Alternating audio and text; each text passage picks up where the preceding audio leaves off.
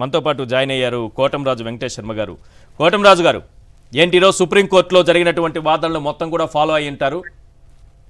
చాలా కీలకమైనటువంటి కామెంట్స్ చేసింది. ఒకటి, ఈ విధంగా అరెస్టులు చేసుకుంటూ పోతే రేపు ఎవరు మిగలరు. అందుకు రాజ్దీప్ సర్దేశాయ్ పేరు కూడా ఉదహరించింది. పైగా డిబేట్లు అనేవి గౌరవప్రదంగా మనం చూడాలి ప్రజాస్వామ్యంలో అన్న కామెంట్ కూడా చేసింది. ఓవరాల్గా ఎలాంటి ఈ తీర్పు ఎలాంటి సంకేతాలను ఇచ్చింది అనుకోవచ్చు?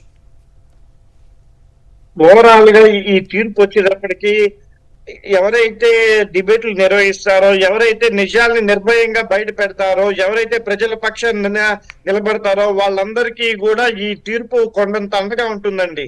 ఎవరైతే పచ్చముక్కలా తయారయ్యి అన్ని విషయాల్ని పచ్చ విషయం చిమ్ముతారో చేస్తారో వాళ్ళకి ఒక చెంపు పెట్టులా తయారవుతుంది. ఉమినాయన్ గారిని నువ్వు జర్నలిస్టువేనా అని చెప్పి పెద్ద ప్రముఖ ఛానల్స్ హెడ్లైన్స్ పెట్టి మరి డిబేట్లు నడిపిన వాళ్ళందరూ కూడా ఈ రోజు తలదించుకోవాల్సిన పరిస్థితి ఏర్పడింది. కొమ్మినేని గారు స్వచ్ఛమైన పాలు నీరు వేరు చేసినట్టుగా ఒక చక్కగా ఆయన బయటకు వచ్చారు. వారు స్వచ్ఛమైన ముద్రతోటి మళ్ళీ డిబేట్స్ లో వారు పాల్గొంటారు, చేస్తారు. సుప్రీంకోర్టు వారికి కొండంత భరోసా ఇచ్చినట్టు అయిందండి. వారు చేసింది ఎటువంటి తప్పు లేదు. జర్నలిజం లో 70 ఏళ్ల వయసు ఉన్న వారు, 40 ఏళ్ల అనుభవం ఉన్న వారు ఎటువంటి తప్పు చేయలేదు వారు కొమ్మినేని గారు అని చెప్పి ఈ రోజు సుప్రీంకోర్టు వారికి బాసటగా నిలిచినట్టు అయింది. ఎవరైతే ఛానల్స్ విష ప్రచారం చేసి వారిని అసలు నువ్వు ఇదే నా పద్ధతి, ఇదే నా ఆడవాళ్ళని మాట్లాడేది, ఇదే నువ్వు జర్నలిస్ట్ వేనా అని క్వశ్చన్ చేసిన వాళ్ళందరూ ఇప్పుడు తలదించుకోవాల్సి వచ్చింది. ఇప్పుడు కేఎస్ ప్రసాద్ గారు చెప్పినట్టుగా రేపటి సుప్రీంకోర్టు వార్త లోపల పేజీల్లో కూడా కనబడుతుందా లేదా అన్న కారణ ఇప్పుడు జడ్జిమెంట్ ఉందండి. నిర్భయంగా నిజాన్ని చెప్పొచ్చు. వ్యాఖ్యాతలు చేసే వ్యాఖ్యలకి యాంకర్స్ కి సంబంధం లేదు, వారు నివారించడానికి ప్రయత్నించారు అనేది కూడా అక్కడ సుస్పష్టమైంది. ఇంకోటి, కింద కోర్టులో మొట్టికాయలు కొట్టించుకున్నారు పోలీసులు, ప్రభుత్వము. 356 క్లాస్ 2 తీసేశారు, SC యాక్ట్ కింద కోర్టులో తీశారు. సుప్రీం కోర్టులో మొట్టికాయలు కొట్టించుకున్నారు. పోలీసులు ఈ అనవసరంగా వేలు పెట్టి తనది కాదమ్మా అమ్మ అన్న దాంట్లో వేలు పెట్టి లోకల్ పోటు పొంది అనవసరంగా ఆంధ్రప్రదేశ్ రాష్ట్ర పోలీసు చరిత్రను కానీ వారి గౌరవాన్ని కానివ్వండి ఈ కేసు తోటి వారు నీరు గార్చారు. కనీసం ట్రాన్సిట్ వారెంట్ కూడా లేకుండా హైదరాబాద్ నుంచి విజయవాడకి ఎట్లా తీసుకెళ్లారని కోర్టు ప్రశ్నిస్తే వారి దగ్గర సమాధానం లేకుండా పోయింది.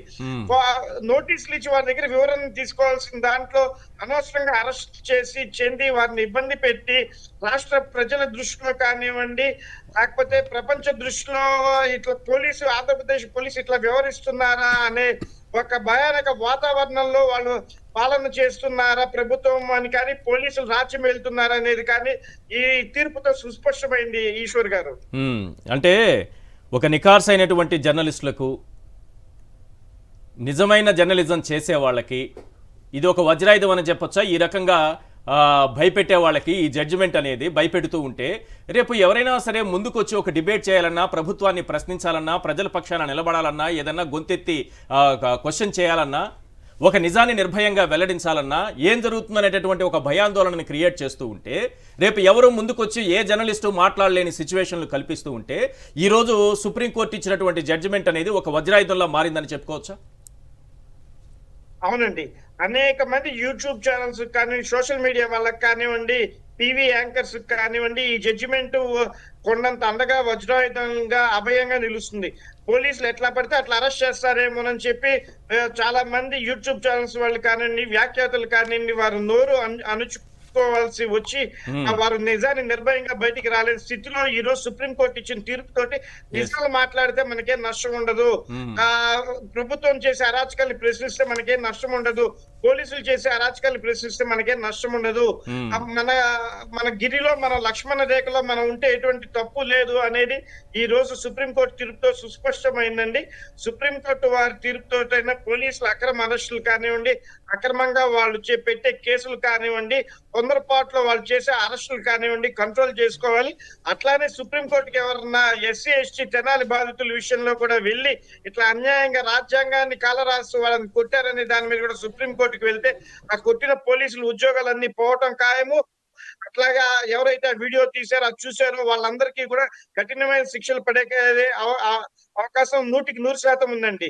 ఈ కేసులో కూడా చక్కగా సుప్రీం కోర్టుకి వెళ్లి కొమ్మినేని శ్రీనివాస్ గారి న్యాయవాదులు చక్కటి తీర్పును తీసుకొచ్చారు. నిజాన్ని నిర్భయంగా చెప్పే జర్నలిస్టులందరికీ కూడా ఈ తీర్పు చాలా మీరు అన్నట్టుగా వజ్రాయుధంలాగా ఉంటుంది ఈశ్వర్ గారు. అంటే అమరావతి మహిళల మీద కృష్ణంరాజు గారు అనుచిత వ్యాఖ్యలు చేశారేమో కానీ కొమ్మినేని గారు అయితే మాత్రం ఎక్కడా చేయలేదు. కానీ కొన్ని ఛానల్స్ వాళ్లే కొన్ని ప్రాంతాలపైన లేకపోతే కొందరు మహిళలపైన ఆ ఛానల్సే అనుచిత వ్యాఖ్యలు చేస్తే వాళ్లే వార్తలు ప్రసారం చేస్తే వీళ్ళపైన కేసులు ఉండవా? అంటే ఏ వ్యాఖ్యలు చేయనటువంటి కొమ్మినేని పైన కేసులు పెట్టారు కదా. ఒకసారి ఈటీవీ, టీవీ5, ఏబిఎన్ ఎలాంటి వార్తలు గతంలో ప్రసారం చేశాయి, మహిళలపైన ఎలాంటి ముద్రలు వేశాయి, వాళ్ళు చేస్తే తప్పు కాదు, ఏ తప్పు చేయనటువంటి ఎటువంటి వ్యాఖ్య చేయనటువంటి కొమ్మినేని పైన మాత్రం కేసు పెట్టేస్తారు.